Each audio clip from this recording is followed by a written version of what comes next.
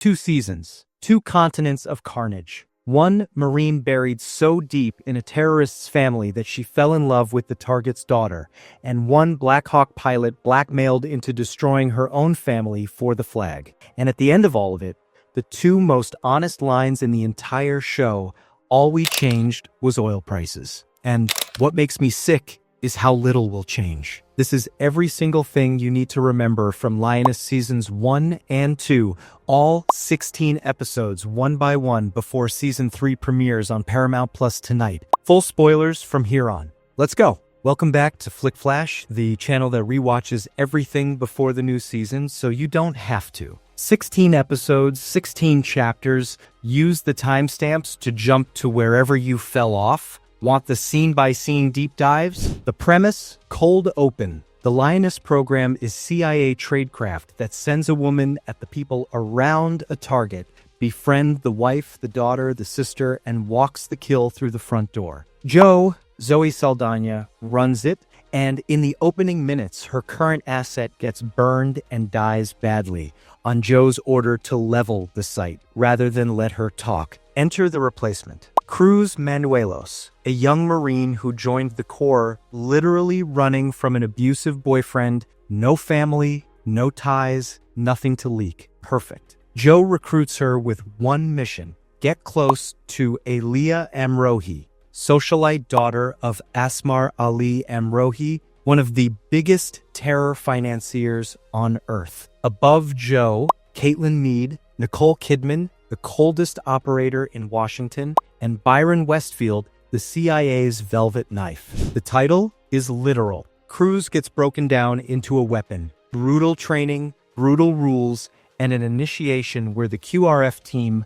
Bobby, Two Cups, Tucker, and company, beats her to find her breaking point. She doesn't have one. That's the point, and it's how she earns the team. The episode also sets the show's core rule: a lioness who cracks under pressure doesn't get fired. She gets buried. First contact. Cruz engineers her way into Aaliyah's orbit, and the friendship takes fast. The scary part is how natural she is at it. Meanwhile, the show's second engine starts running. Joe's home front cracking in slow motion, her daughter Kate spiraling into rebellion while Joe misses dinner after dinner, and Neil, the impossibly patient surgeon husband, holding the family together around a job his wife can't describe. The season's hardest gut punch: Kate's catastrophic car accident, and Joe getting the call in the field, forced to choose in real time between the mission and the hospital. The fallout with Neil and Kate runs the rest of the season. On the other side of the world, Cruz sinks deeper into Aaliyah's world of yachts, galas, and private islands, and the cover starts feeling less like cover. The program's ugliness gets a showcase. A side operation goes loud and bloody, and upstairs, Caitlin and Byron manage the body count like a line item. Cruz, meanwhile, walks the knife's edge. Aaliyah's world runs on paranoia and surveillance, and one wrong answer gets an asset killed. The episode title is the show's whole playbook. The best lie is the one built out of truth, and Cruz's real feelings are becoming her most convincing cover and her biggest liability. The line gets crossed. Cruz and Aaliyah stop being handler fiction friends and become something real. The connection turns romantic, and Cruz starts lying to Joe about how deep it goes. The asset fell in love inside the lie. And then the mission hands her the worst possible gift: an invitation into the inner circle to Aaliyah's wedding in Mallorca, where her father will be in the room. Majorca, wedding week. Cruz is inside the family compound with the kill order forming around her, and every scene is a polygraph. Upstairs, the politics get uglier. The White House wants Amrohi dead for reasons that have as much to do with oil markets as terrorism, and the operation is managed like a stock trade. The pieces are all on the board. The only question is whether Cruz can pull a trigger inside the one real relationship she's ever had: the wedding. Cruz gets her moment alone with Asmar Ali Amrohi, and does it, point blank, then fights her way out through the compound in the series' best sustained action sequence and exfiltrates by sea. And then the real ending: no parade, no medal, no catharsis. Cruz, having killed a man whose daughter she loved, having burned the one real connection in her life, looks at Joe and delivers the line that defines the entire franchise. All we changed was oil prices. She walks away from Joe, from the program, from all of it. Mission technically accomplished.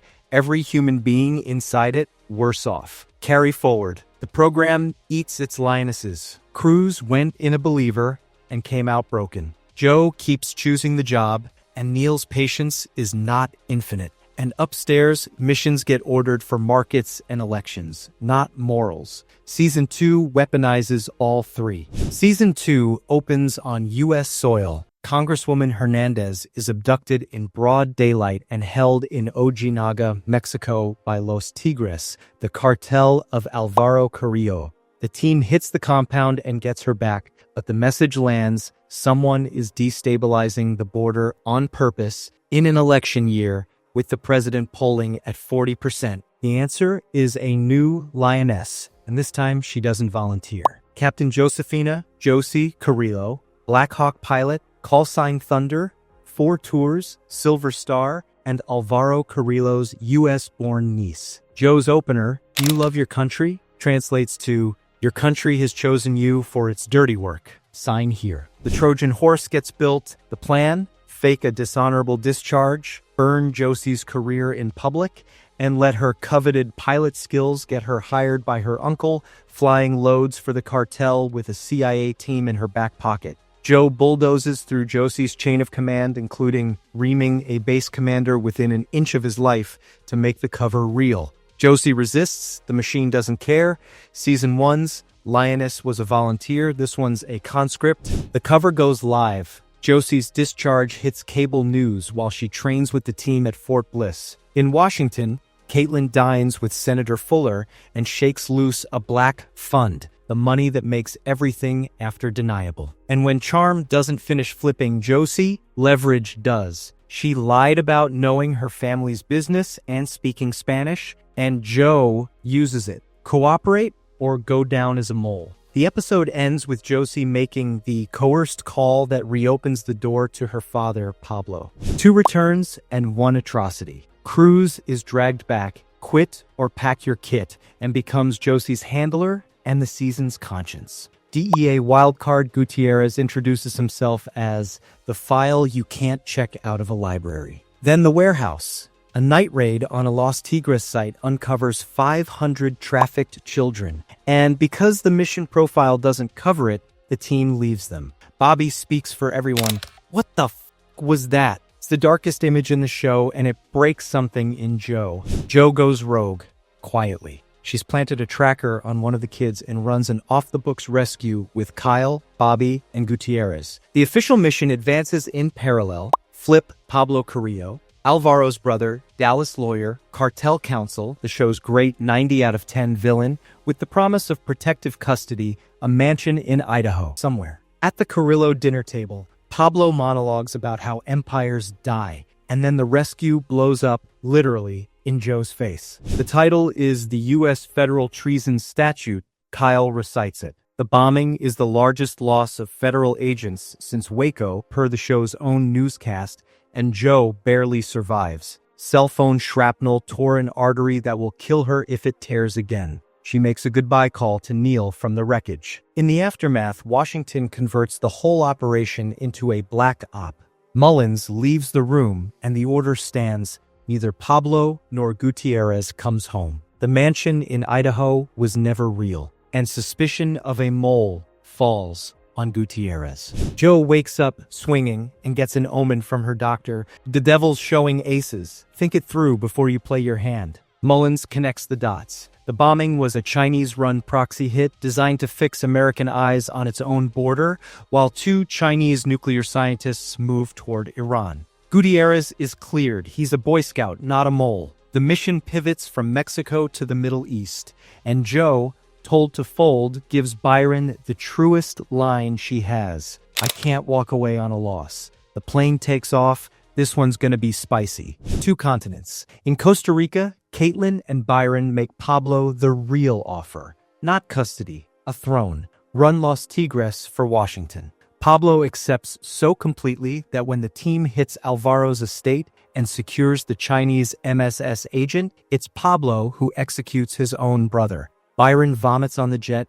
Caitlin shrugs, easy to forget how ugly this keeping the peace can be. Byron, what makes me sick is how little will change. In the Middle East, intercept the nuclear scientist bound for Iran's Isfahan base. Officially counter-proliferation, unofficially raw brute strength. Josie's helicopter is shot down. She and Cruz survive. Joe, torn artery and all, rolls out to the rescue.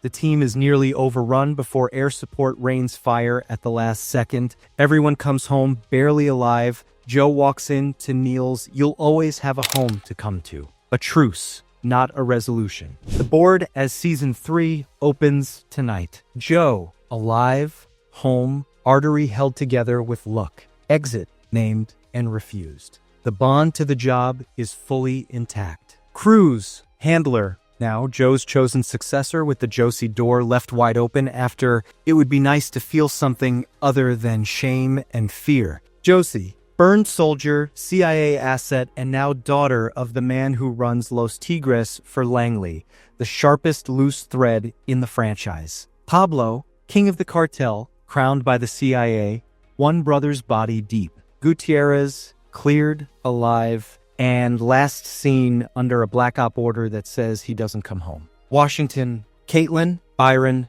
Mullins, proven willing to trade anything. 500 children included for the upper hand. Season 3 premieres on Paramount Plus tonight, Sunday, August 2nd. You're ready. If this caught you up, subscribe because Season 3 breakdowns start this week, episode by episode, right here on Flick Flash. And tell me below, across 2 seasons, what's the one moment you'd put in the show's trailer for itself? I read everything. See you after the premiere.